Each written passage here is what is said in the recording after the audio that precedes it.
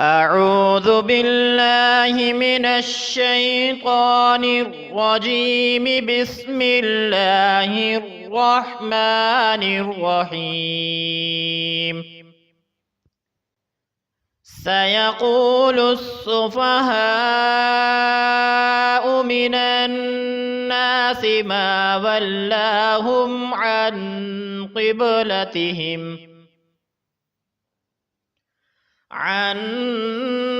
قبلتهم التي كانوا عليها قل لله المشرق والمغرب يهدي من يشاء إلى صراط مستقيم. وكذلك جعلناكم أمة وسطا لتكونوا شهداء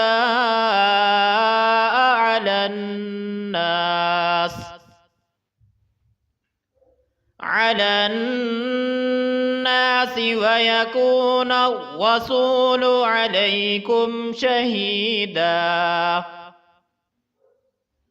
وما جعلنا القبلة التي كنت عليها إلا لنعلم من يتبع الرسول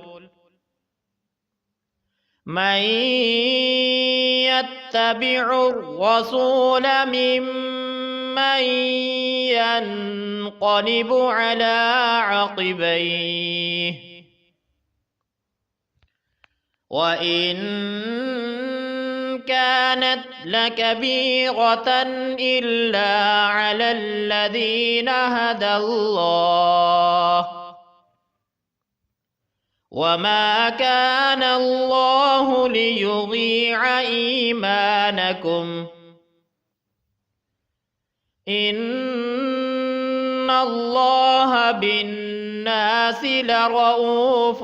رحيم. قد نرى تقلب وجهك في السماء فلنولينك قبلة ترضاها فول وجهك شطر المسجد الحرام وحيث ما كنتم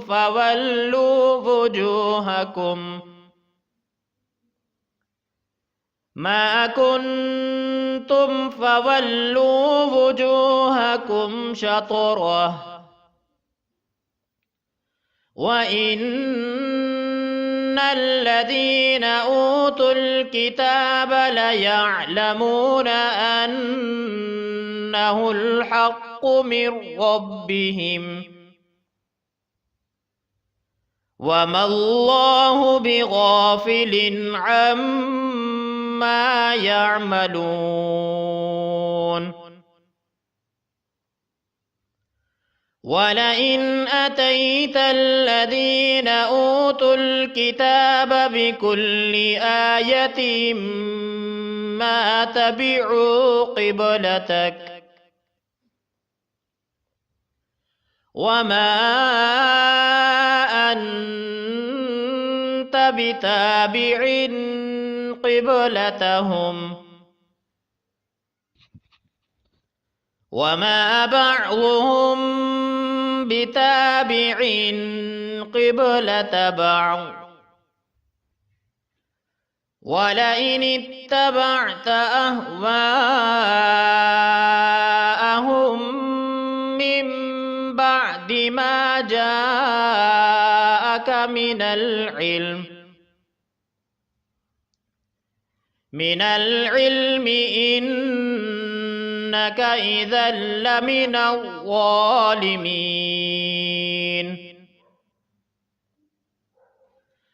الذين آتيناهم الكتاب يعرفونه كما يعرفون أبناءهم وإن فريقا منهم ليكتمون الحق وهم يعلمون الحق من ربك فلا تكونن من الممترين ولكل وجهة هو موليها فاستبقوا الخيرات أينما تكونوا يأت بكم الله جميعا إن الله على كل شيء قدير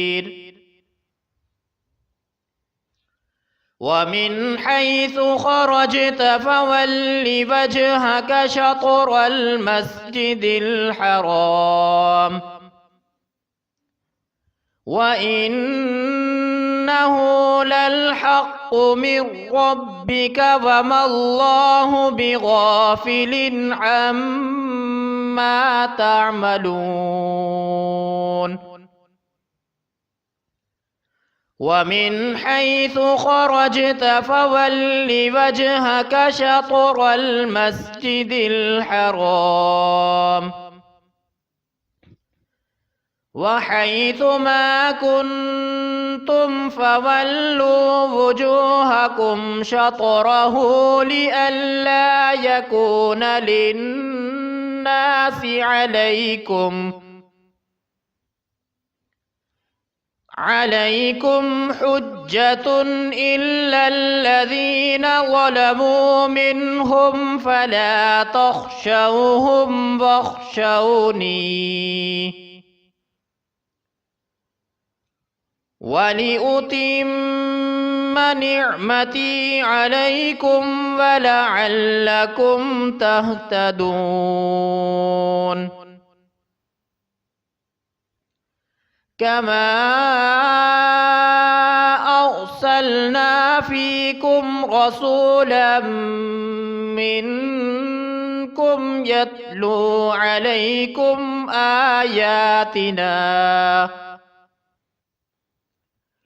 آياتنا ويزكيكم ويعلمكم الكتاب والحكمة ويعلمكم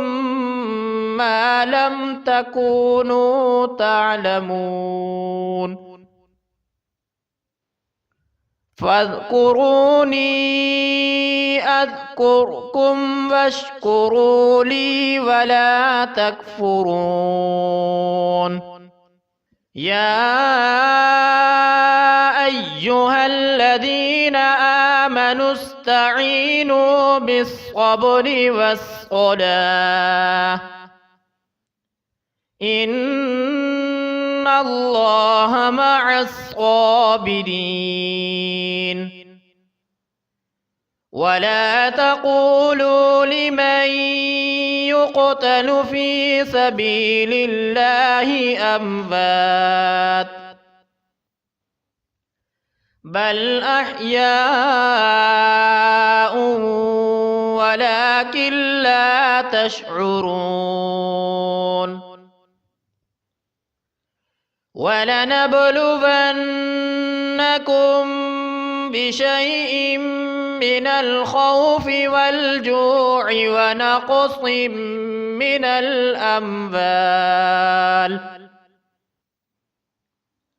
من الأموال والأنفس والثمرات وبشر الصابرين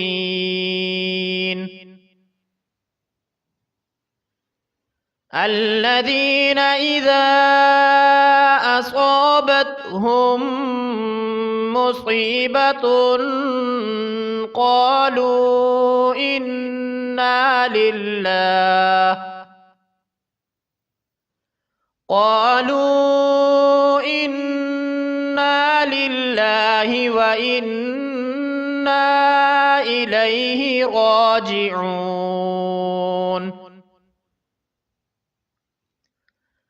أولئك عليهم صلوات من ربهم ورحمة وأولئك هم المهتدون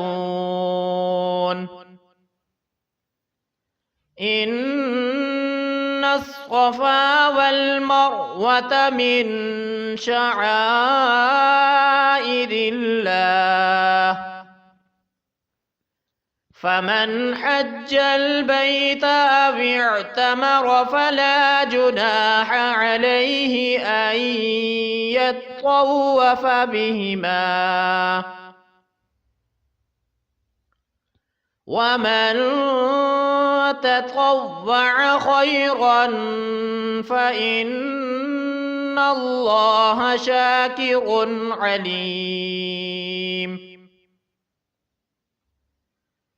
إن الذين يكتمون ما أنزلنا من البينات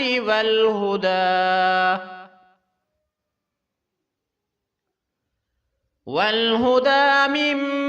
بعد ما بيناه للناس في الكتاب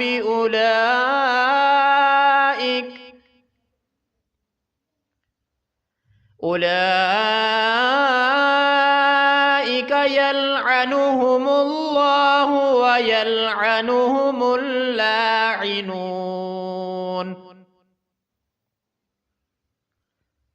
إلا الذين تابوا وأصلحوا وبينوا فأولئك أتوب عليهم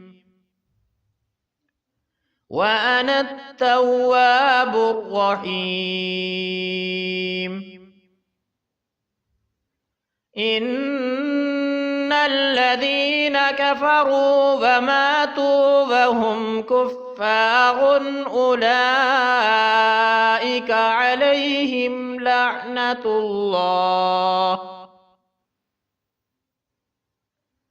لعنة الله والملائكة والناس أجمعين خالدين فيها لا يخفف عنهم العذاب ولا هم ينظرون وإلهكم إله واحد لا إله إلا هو الرحمن الرحيم إن في خلق السماوات والأرض واختلاف الليل والنهار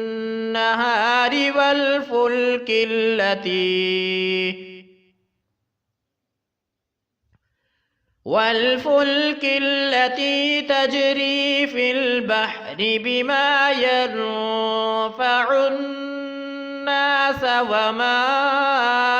أنزل الله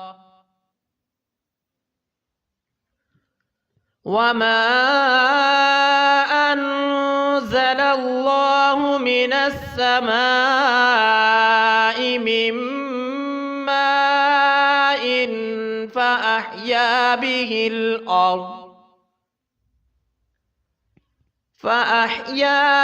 الأرض بعد موتها وبث فيها من كل دابة وتصريف الرياح والسحاب المسخر بين السماء والأرض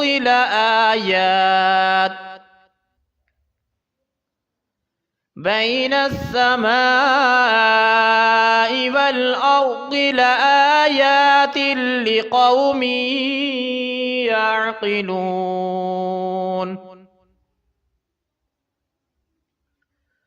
ومن الناس من يتخذ من دون الله أندادا يحبونهم كحب الله والذين آمنوا أشد حبا لله ولو يرى الذين ظلموا إذ يرون العذاب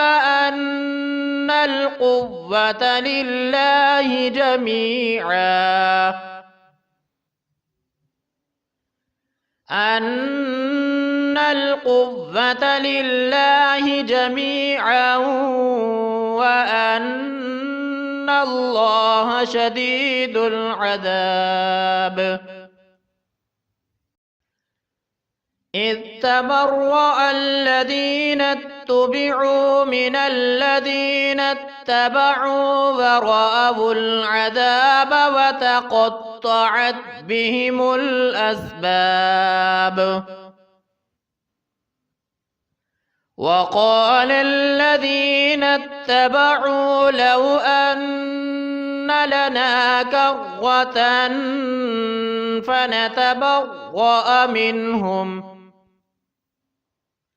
فنتبرأ منهم كما تبرؤوا منا كذلك يريهم الله أعمالهم حسرات عليهم وما هم بخارجين من النار يا أيها الناس كلوا مما في الأرض حلالا طيبا ولا تتبعوا خطوات الشيطان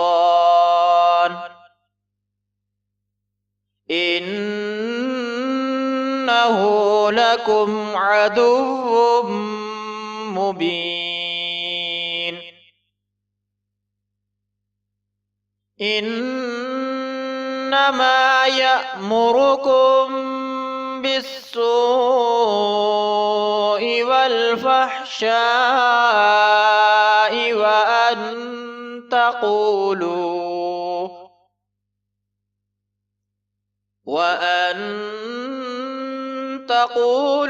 على الله ما لا تعلمون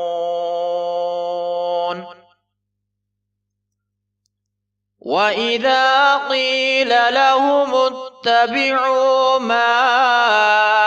أنزل الله قالوا بل نتبع ما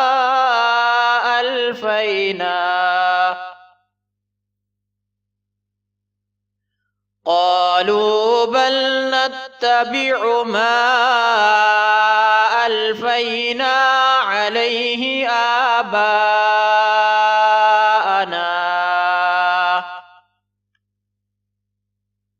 أولو كان آباؤهم لا يعقلون شيئا ولا يهتدون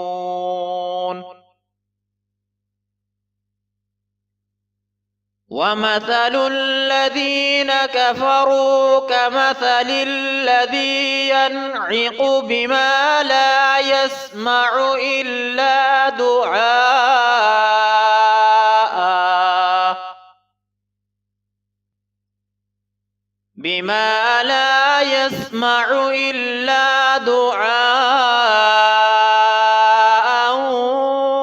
ونداء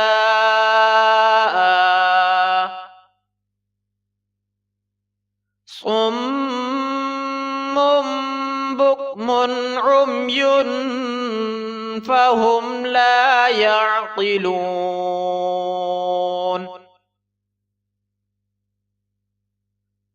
يا أيها الذين آمنوا كلوا من طيبات ما رزقناكم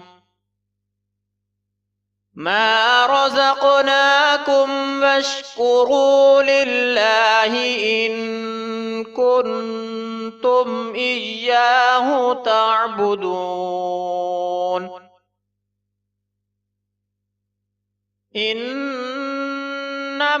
حرم عليكم الميتة والدم ولحم الخنزير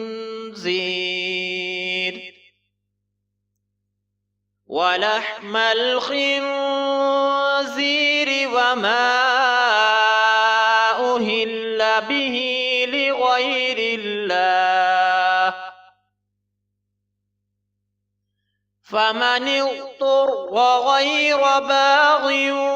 ولا عاد فلا إثم عليه إن الله غفور رحيم إن الذين يكتمون ما أنزل الله من الكتاب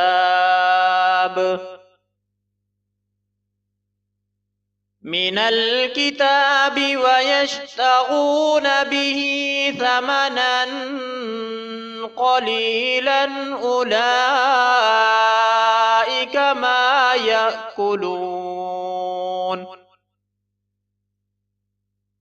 ما يأكلون في بطونهم إلا النار ولا يكلمهم الله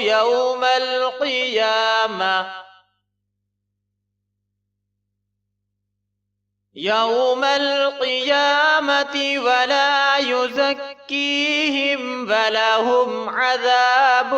أليم أولئك الذين اشتروا الضلالة بالهدى والعذاب بالمغفرة فما أصبرهم على النار ذلك بأن الله نزل الكتاب بالحق وإن الذين اختلفوا في الكتاب لفي شقاق بعيد ليس البر أن تولوا وجوهكم قبل المشرق والمغرب ولكن البر من آمن بالله واليوم الآخر والملائكة والكتاب والنبيين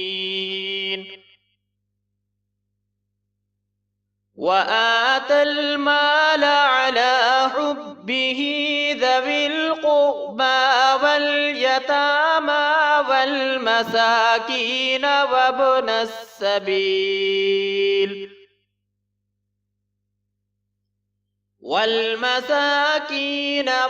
السبيل والسائلين وفي الرقاب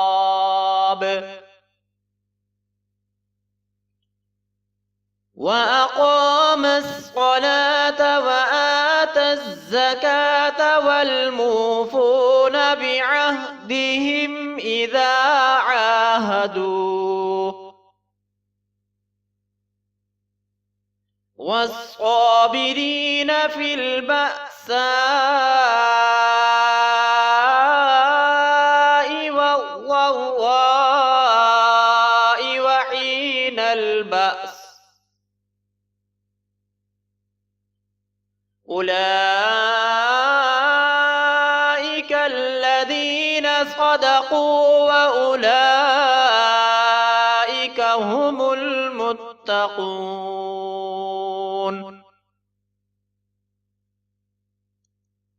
يا أيها الذين آمنوا كتب عليكم القصاص في القتلى الحر بالحر والعبد بالعبد والأنثى بالأنثى فمن عفي له من أخيه شيء فاتباع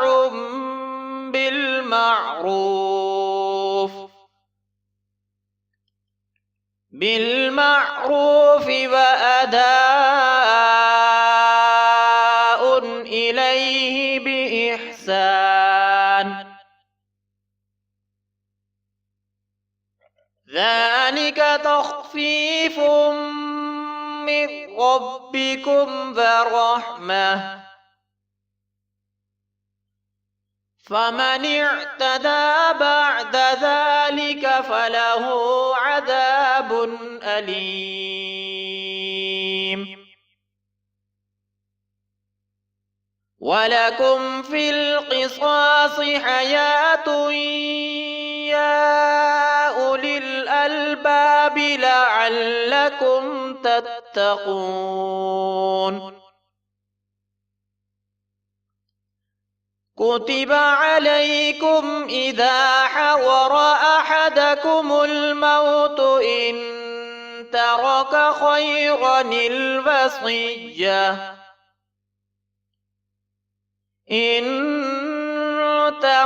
خيرا الوصية للوالدين والأقربين بالمعروف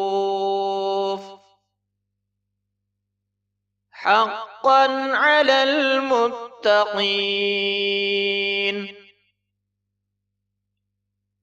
فمن بدله بعدما سمعه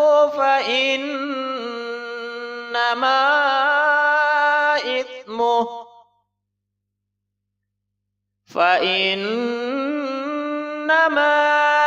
إثمه على الذين يبدلونه إن الله سميع عليم. فمن خاف من موصٍ جنفا أو إثما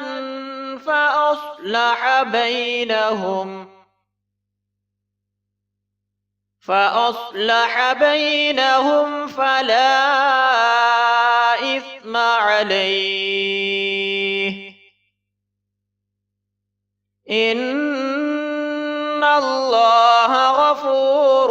رحيم. يا أيها الذين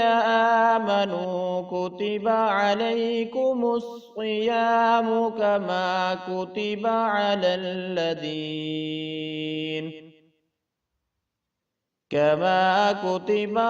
الذين من قبلكم لعلكم تتقون.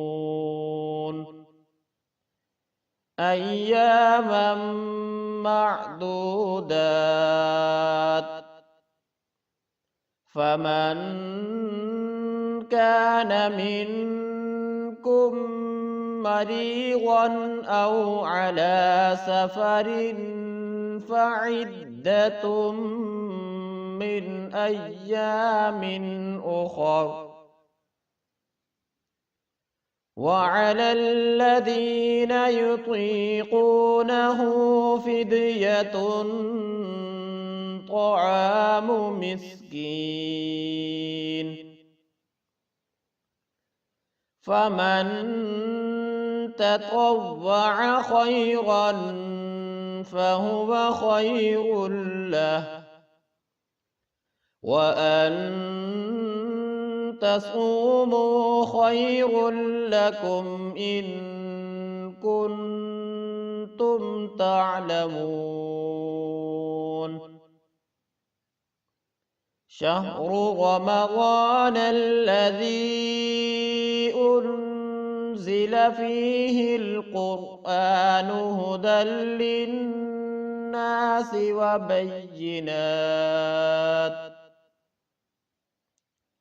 هدى للناس وبينات من الهدى والفرقان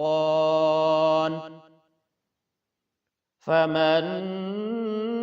شهد منكم الشهر فليصمه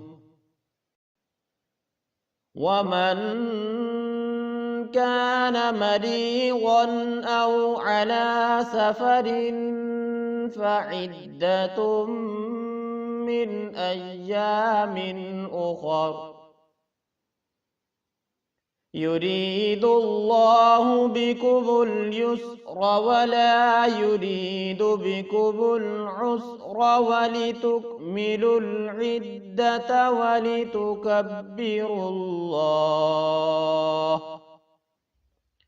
ولتكبروا الله على ما هداكم ولعلكم تشكرون وإذا سألك عبادي عني فإني قريب أجيب دعوة الداعي إذا دعاني فليستجيبوا لي وليؤمنوا بي لعلهم يرشدون أحل لكم ليلة الصيام الرفث إلى نسائكم هن لباس لكم وأنتم لباس لهن علم الله أنكم كنتم تختانون أنفسكم فتاب عليكم وعفى عنكم فالآن باشروهن وابتغوا ما كتب الله لكم وكلوا واشربوا حتى يتبين لكم الخيط الأبيض من الخيط الأسود من الفجر ثم أتموا الصيام إلى الليل ولا تباشروهن وأنتم عاكفون في المساجد وتلك حدود الله فلا تقربوها كذلك يبين الله آياته للناس لعلهم يتقون ولا تأكلوا أموالكم بينكم بالباطل وتدلوا بها إلى الحكام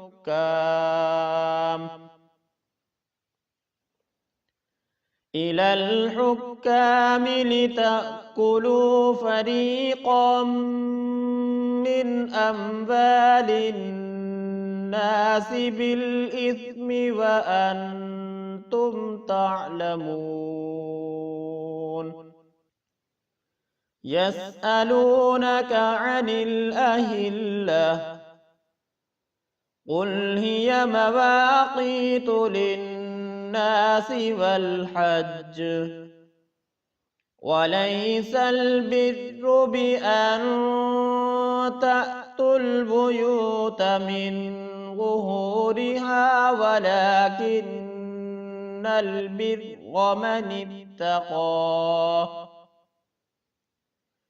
وأتوا البيوت من أبوابها واتقوا الله لعلكم تفلحون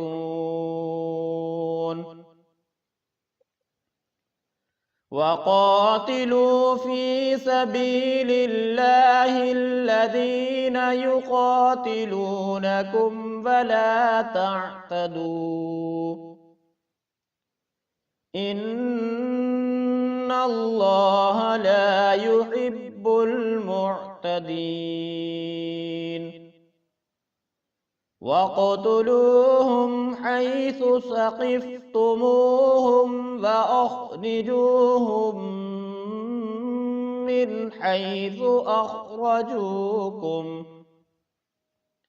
من حيث أخرجوكم والفتنة أشد من القتل ولا تقاتلوهم عند المسجد الحرام حتى يقاتلوكم فيه فإن قاتلوكم فاقتلوهم كذلك جزاء الكافرين فإن انتهوا فإن الله غفور رحيم وقاتلوهم حتى لا تكون فتنة ويكون الدين لله فإن انتهوا فلا عدوان إلا على الظالمين الشهر الحرام بالشهر الحرام والحرمات قصاص فمن اعتدى عليكم فاعتدوا عليه بمثل ما اعتدى عليكم واتقوا الله واعلموا أن الله مع المتقين وأنفقوا في سبيل الله ولا تلقوا بأيديكم إلى التهلكة وأحسنوا إن الله يحب المحسنين وأتموا الحج والعمرة لله فإن أحصرتم فما استيسر من الهدي ولا تحلقوا رؤوسكم حتى يبلغ الهدي محله فمن كان منكم مريضا أو به أذى من رأسه ففدية من صيام أو صدقة أو نسك فإذا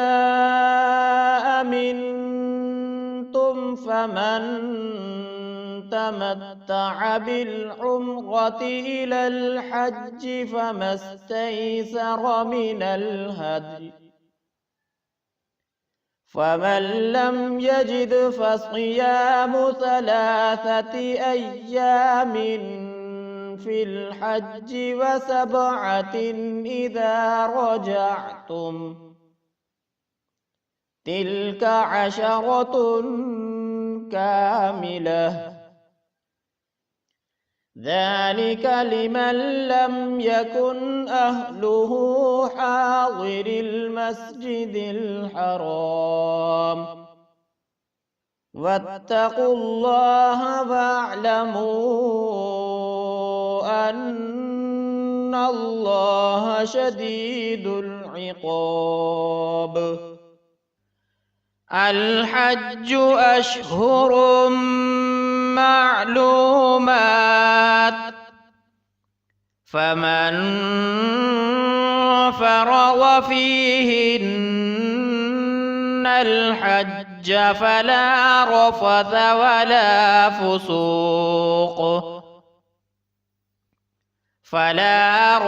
ولا فسوق ولا جدال في الحج وما تفعلوا من خير يعلمه الله وتزودوا فإن خير الزاد التقوى واتقون يا أولي الألباب ليس عليكم جناح أن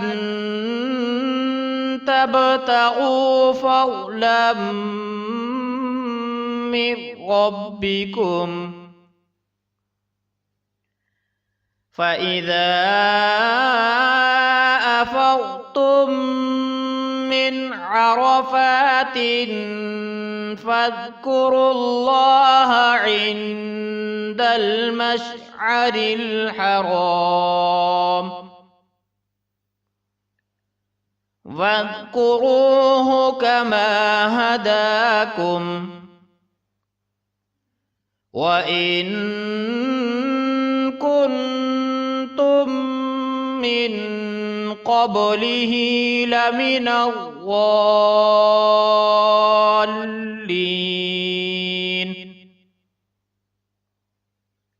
ثم أفيضوا من حيث أفاض الناس واستغفروا الله إن الله غفور رحيم فإذا قضيتم مناسككم فاذكروا الله كذكركم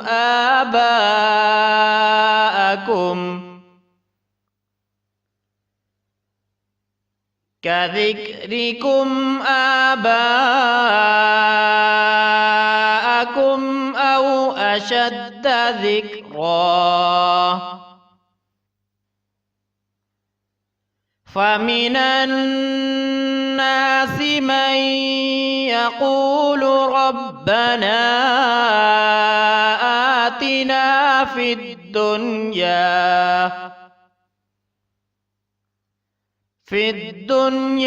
وما له في الآخرة من خلاق ومنهم من يقول ربنا آتنا في الدنيا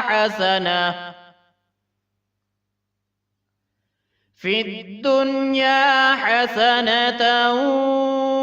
وفي الآخرة حسنة وقنا عذاب النار أولئك لهم نصيب مما كسبوا والله سريع الحساب واذكروا الله في أيام معدودات فمن تعجل في يومين فلا إثم عليه ومن تأخر فلا إثم عليه لمن اتقى واتقوا الله واعلموا أنكم إليه تحشرون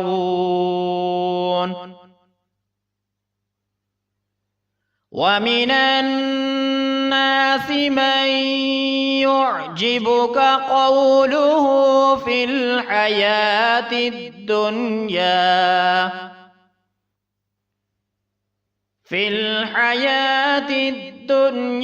ويشهد الله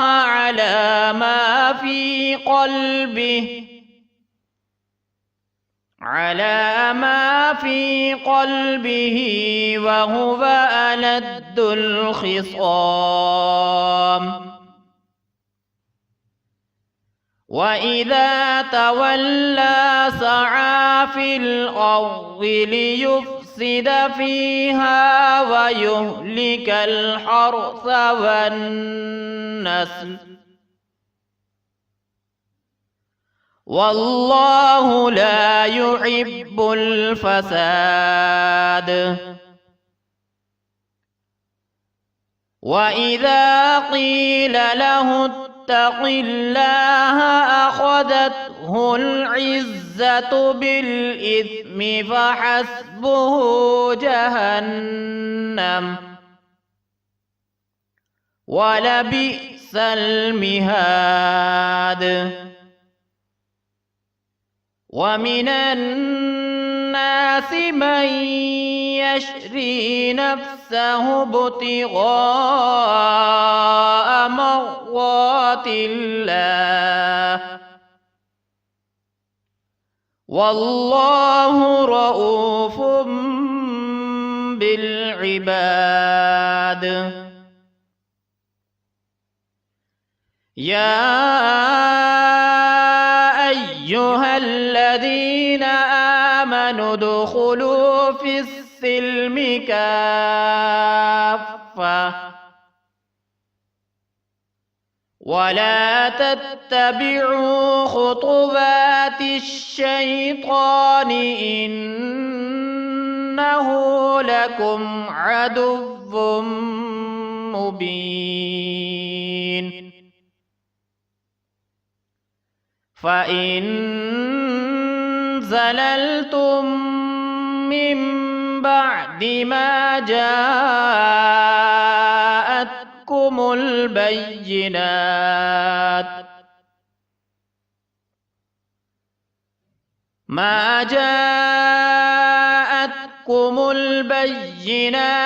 فاعلموا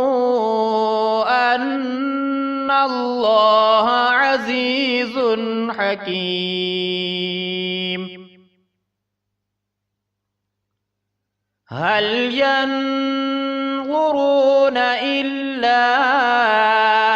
أن يأتيهم الله في غلل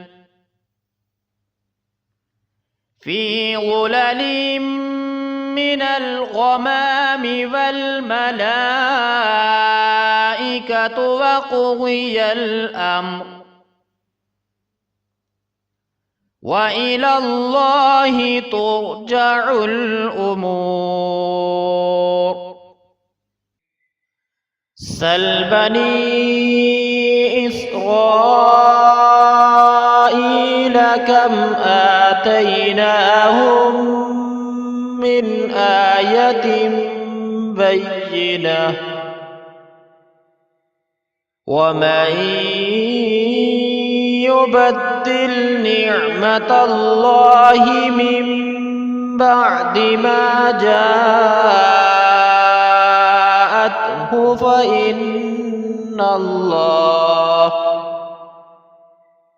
فإن الله شديد العقاب. زين للذين كفروا الحياة الدنيا ويسخرون من الذين آمنوا والذين اتقوا فوقهم يوم القيامة والله يرزق من يشاء بغير حساب. كان الناس أمة واحدة فبعث الله النبيين مبشرين ومنذرين وأنزل معهم الكتاب بالحق ليحكم بين الناس فيما اختلفوا فيه وما اختلف فيه إلا الذين أوتوه من بعد ما جاءتهم البينات بغيا بينهم فهدى الله الذين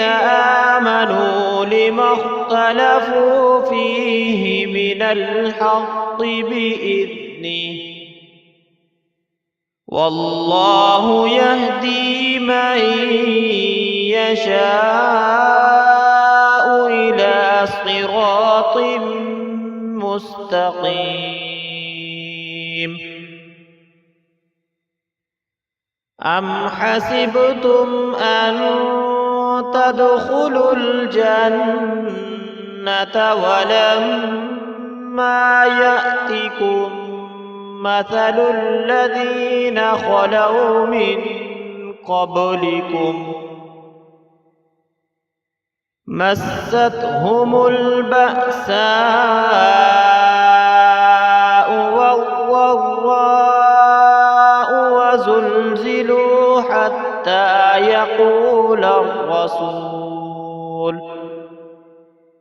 يقول الرسول والذين آمنوا معه متى نصر الله ألا إن نصر الله قريب. يسألونك ماذا ينفقون قل ما أنفقتم من خير فللوالدين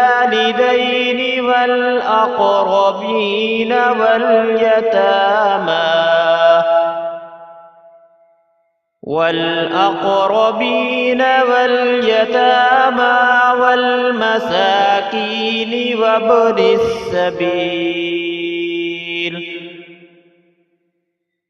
وما تفعلوا من خير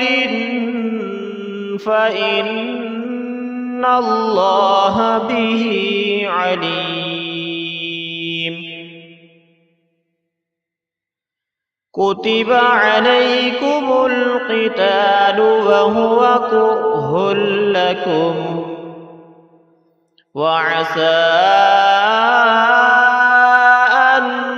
تكرهوا شيئا وهو خير لكم لكم وعسى أن تحبوا شيئا وهو شر لكم والله يعلم وأنتم لا تعلمون يسألونك عن الشهر الحرام قتال فيه قل قتال فيه كبير وصد عن سبيل الله وكفر به والمسجد الحرام وإخراج أهله منه أكبر عند الله والفتنة أكبر من القتل ولا يزالون يقاتلونكم حتى يردوكم عن دينكم إن استطاعوا ومن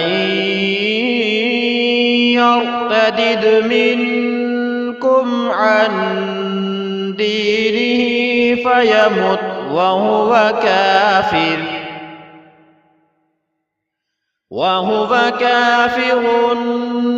فأولئك حبطت أعمالهم في الدنيا والآخرة وأولئك أصحاب النار هم فيها خالدون إن الذين آمنوا والذين هاجروا وجاهدوا في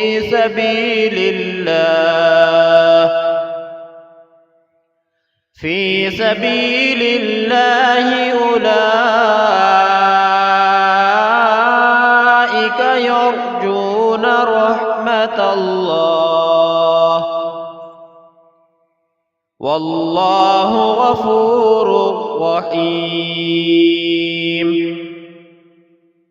يسألونك عن الخمر والميسر قل فيهما إثم كبير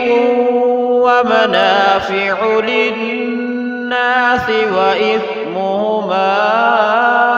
أكبر من نفعهما ويسألونك ماذا ينفقون قل العفو كذلك يبين الله لكم الآيات لعلكم تتفكرون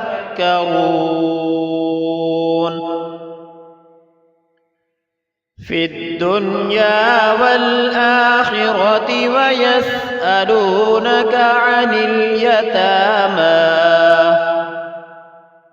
قل إصلاح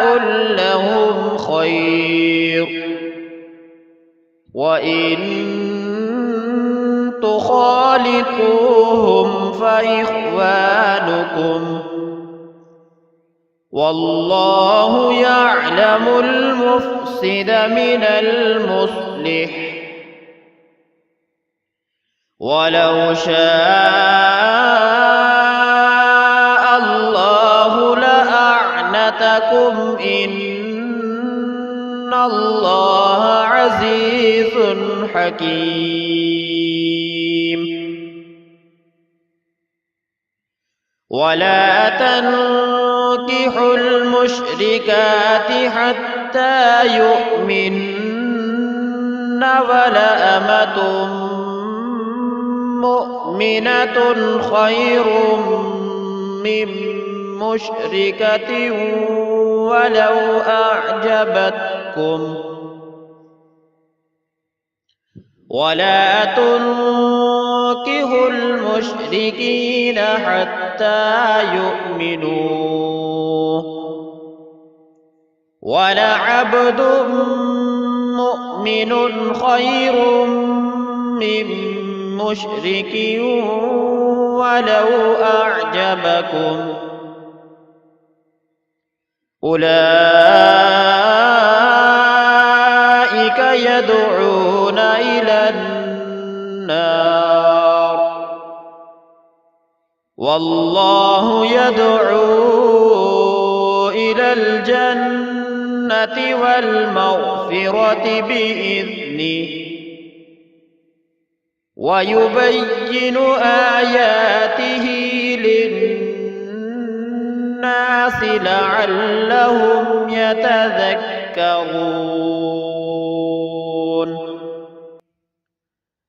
ويسألونك عن المحيض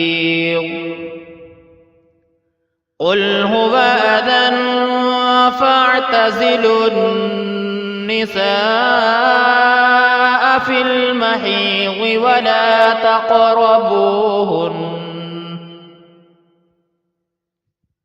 ولا تقربوهن حتى يطهرن فإذا تطهرن فأتوهن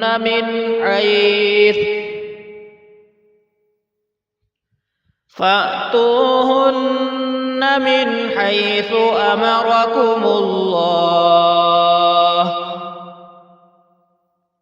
إن الله يحب التوابين ويحب المتطهرين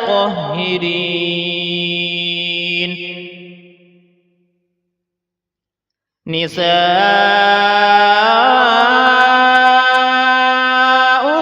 حرث لكم فأتوا حرثكم أنى شئتم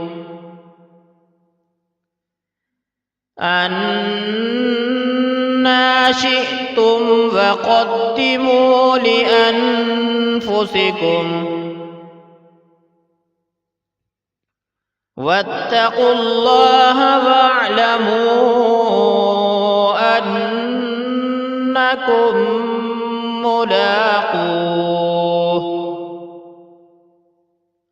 وبشر المؤمنين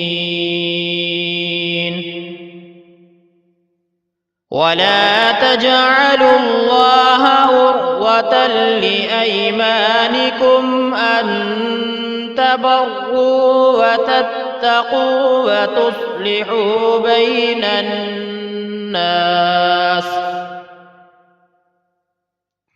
والله سميع عليم لا يؤاخذكم الله باللغو في أيمانكم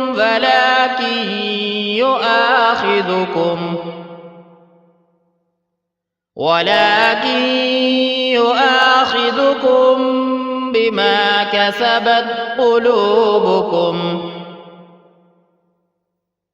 والله غفور حليم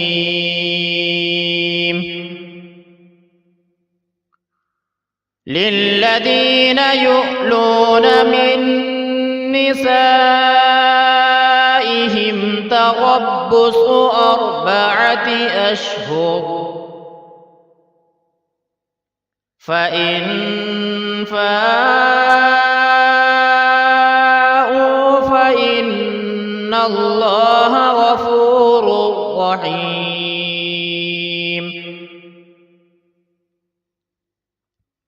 وإن عزموا الطلاق فإن الله سميع عليم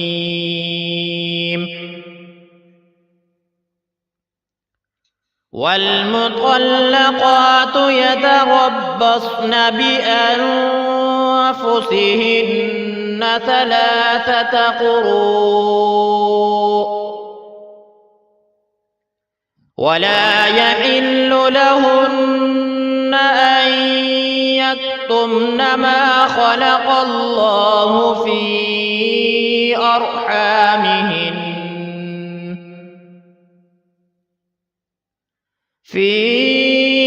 أرحامهن إن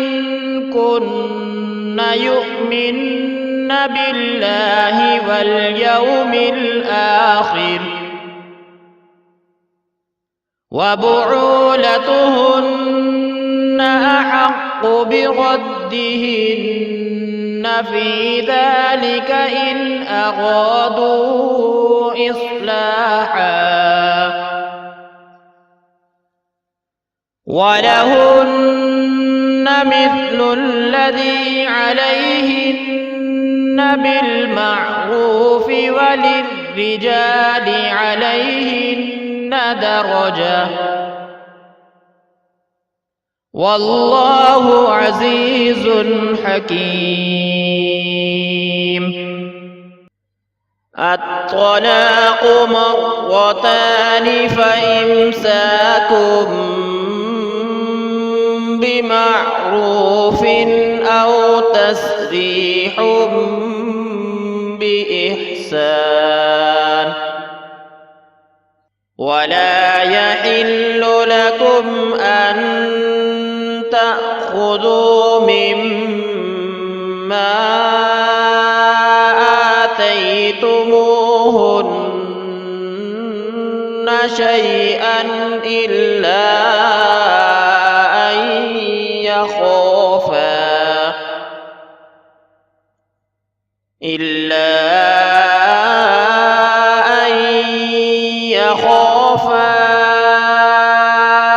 ألا يقيما حدود الله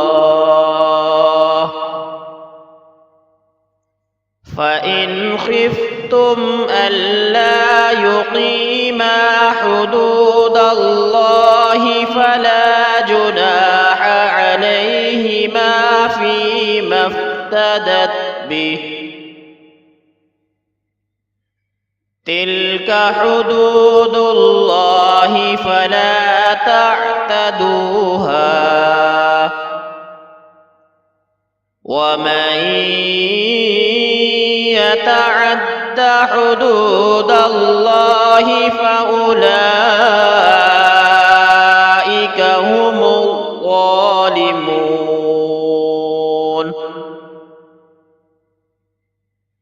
فإن طلقها فلا تحل له من بعد حتى تنكح زوجا غيره فإن طلقها فلا جناح عليهما أن يتراجعا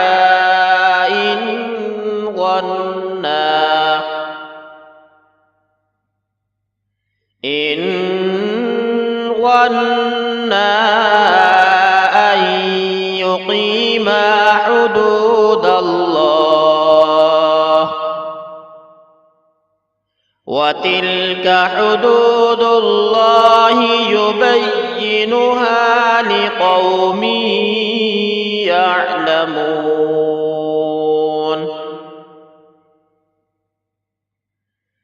وإذا طلقتم النساء فبلغن أجلهن فأمسكوهن بمعروف أو سرحوهن بمعروف ولا تمسكوهن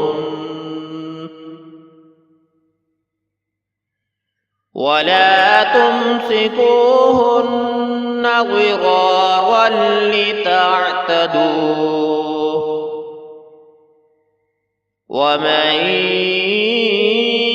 يفعل يفعل ذلك فقد ظلم نفسه ولا تتخذوا آيات الله هزوا واذكروا نعمة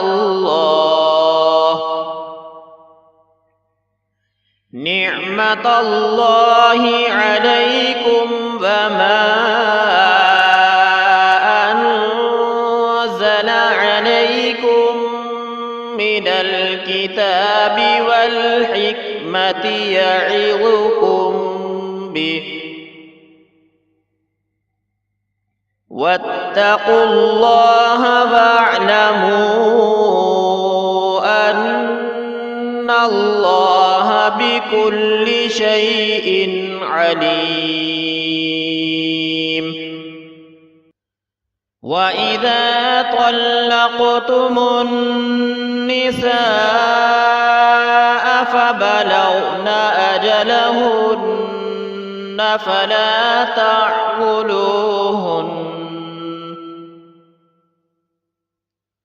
فلا تعضلوهن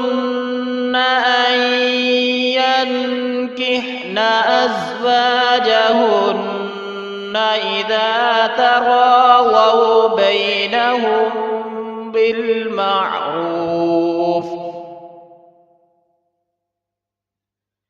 ذلك يوعظ به من كان منكم يؤمن بالله واليوم الآخر ذلكم أزكى لكم وأطهر والله يعلم وأنتم لا تعلمون. والوالدات يرضعن أولادهن حولين كاملين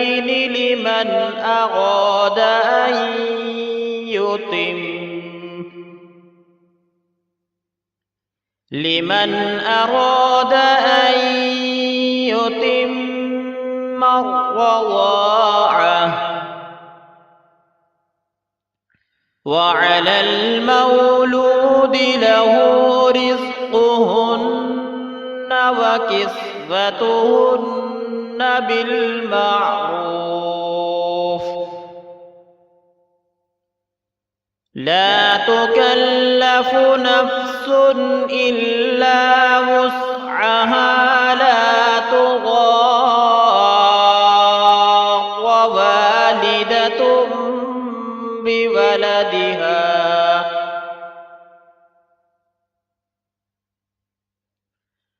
بولدها ولا مولود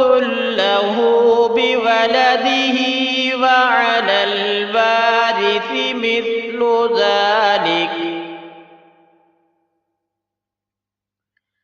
فإن أرادا فصالا عن تراض منهما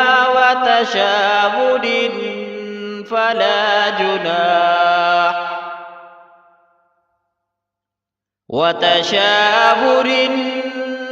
فلا جناح عليهما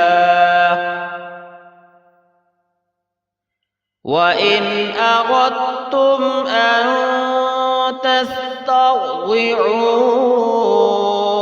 أولادكم فلا جناح عليكم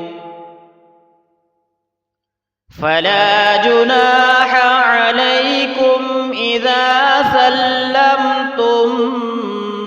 ما آتيتم بالمعروف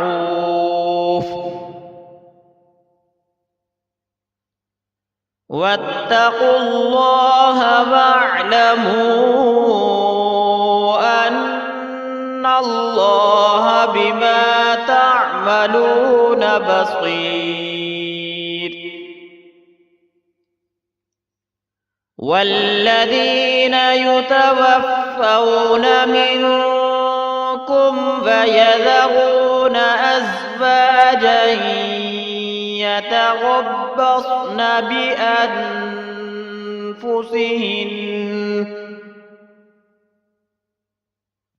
بأنفسهن 4 أشهر وعشرا، فإذا بلغن أجلهن فلا جناح عليكم فيما فعلن في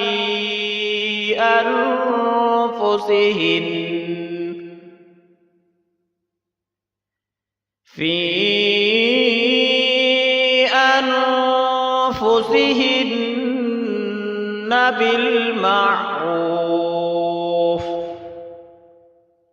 والله بما تعملون خبير.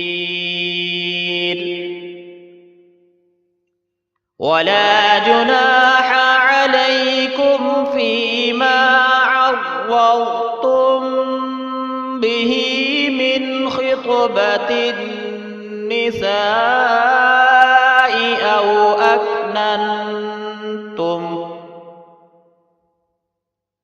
أو أكننتم في أنفسكم، علم الله أنكم ستذكرونهن ولكن لا تباعدوهن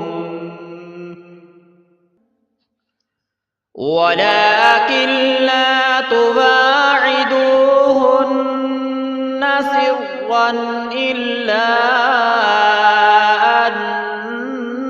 تقولوا قولا معروفا،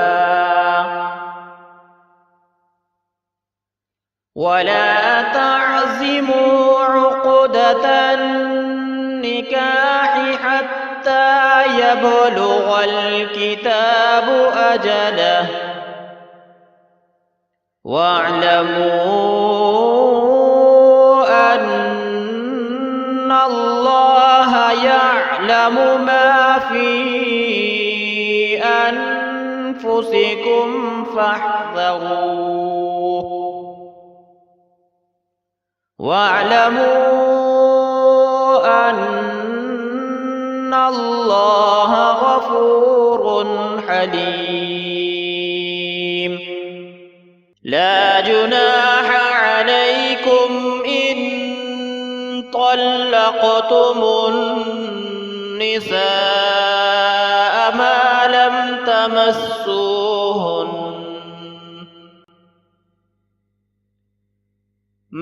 لم تمسوهن أو تفرضوا لهن فريضة ومتعوهن على الموسع قدره وعلى المقتر قدره متاعا بالمعروف حقا على المحسنين. وإن طلقتموهن من قبل أن تمسوهن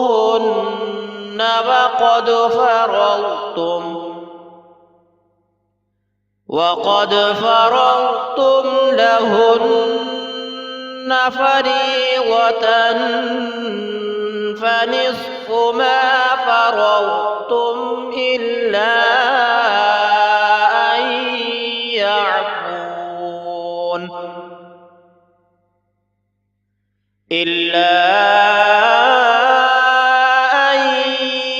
يعفون أو يعفو الذي بيده عقدة النكاح وأن تعفوا أقرب للتقوى ولا تنسوا الفضل بينكم إن الله بما تعملون بصير حافظوا على الصلوات والصلاة الوسطى وقوموا لله قانتين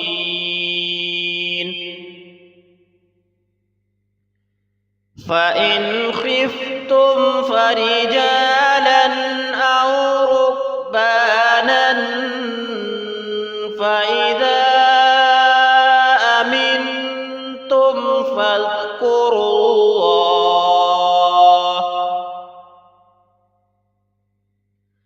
فاذكروا الله كما علمكم ما لم تكونوا تعلمون والذين يتوفون منكم فيذرون أزواجا وصية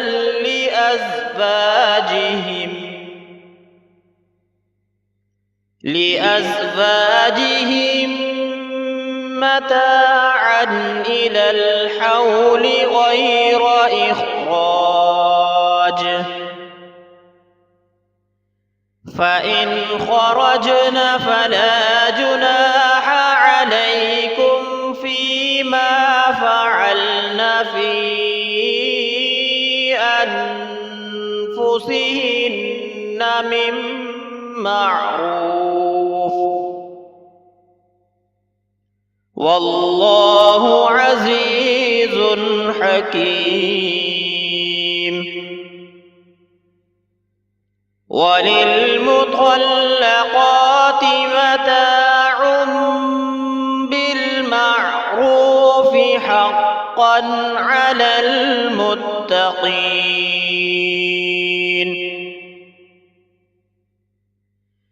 كذلك يبين الله لكم آياته لعلكم تعقلون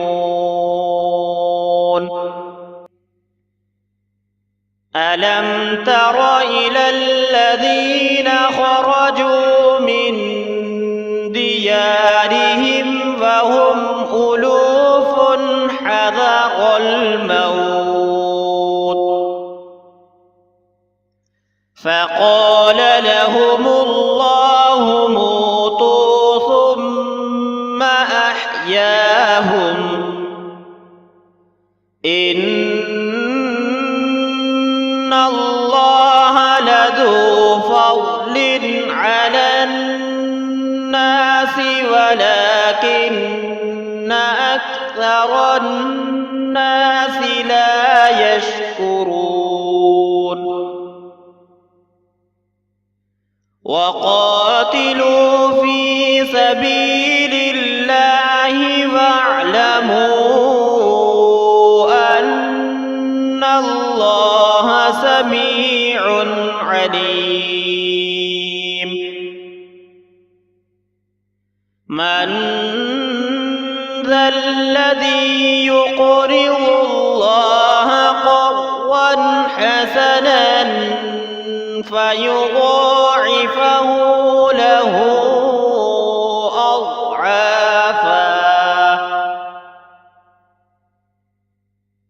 فيضاعفه له أضعافا كثيرة والله يقبض ويبسط وإليه ترجعون ألم تر إلى الملأ من بني إسرائيل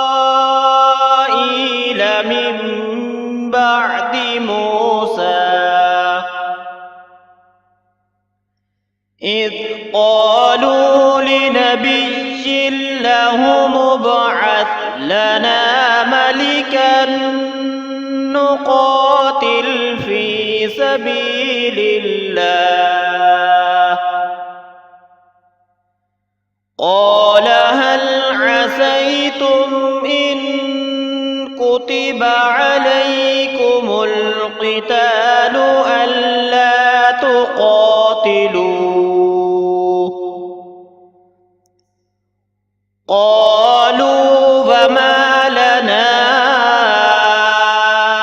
ألا نقاتل في سبيل الله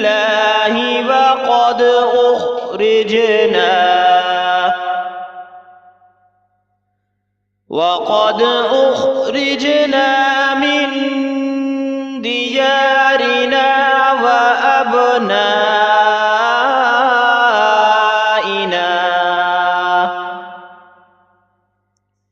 فلما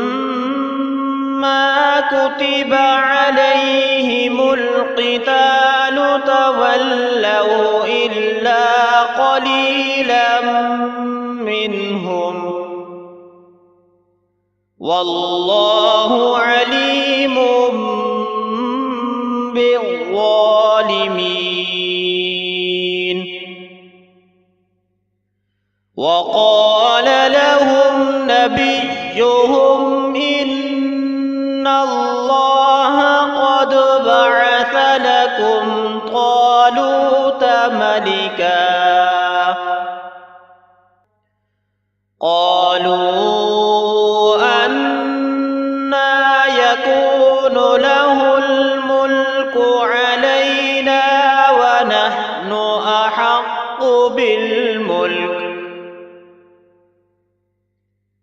ونحن أحق بالملك منه ولم يؤت سعة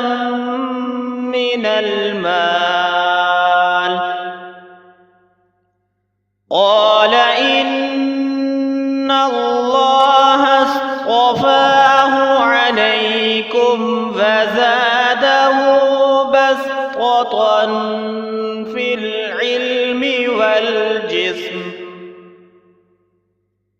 والله يؤتي ملكه من يشاء والله واسع عليم وقال لهم نبيهم إن آية ملكه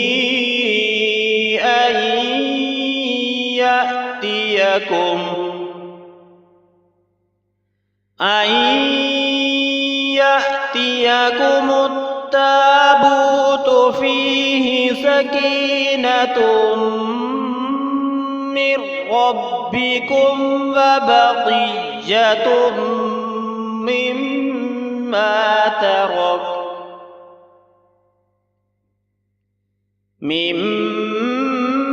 مما ترك آل موسى وآل هارون تحمله الملائكة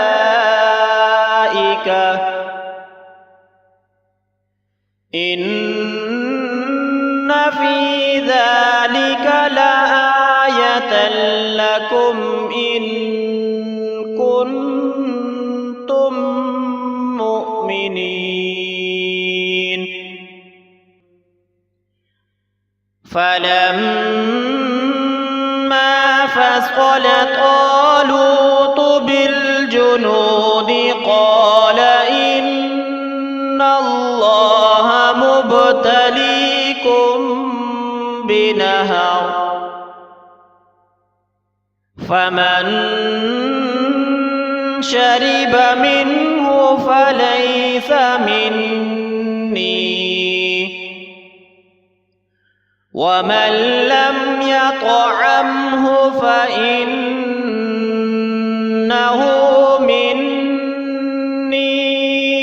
إلا من اغترف غرفة بيده فشربوا منه إلا قليلا منهم فلما جاوزه هو والذين آمنوا معه قالوا لا طاقة لنا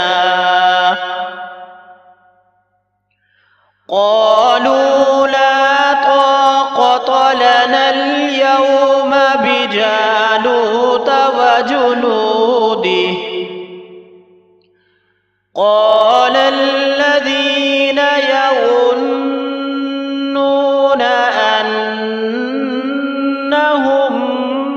ملاقو الله كم من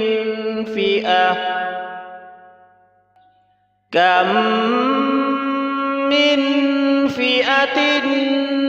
قليلة غلبت فئة كثيرة بإذن الله والله مع الصابرين. ولما برزوا لجالوت وجنوده قالوا ربنا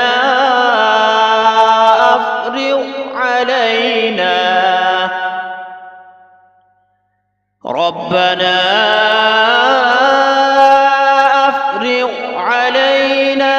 صبرا وثبت أقدامنا وانصرنا على القوم الكافرين.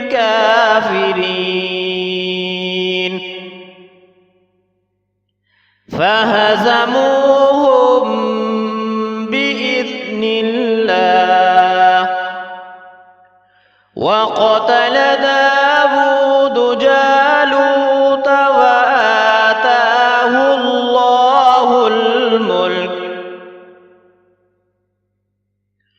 وآتاه الله الملك والحكمة وعلمه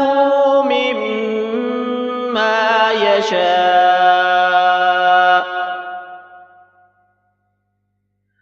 ولولا دفع الله الناس بعضهم ببعض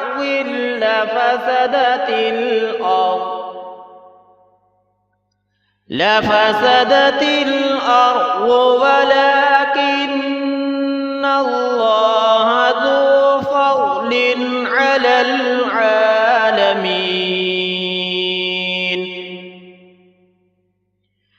تلك آيات الله نتلوها عليك بالحق وإنك لمن المرسلين. صدقت يا رب العالمين وصدقت يا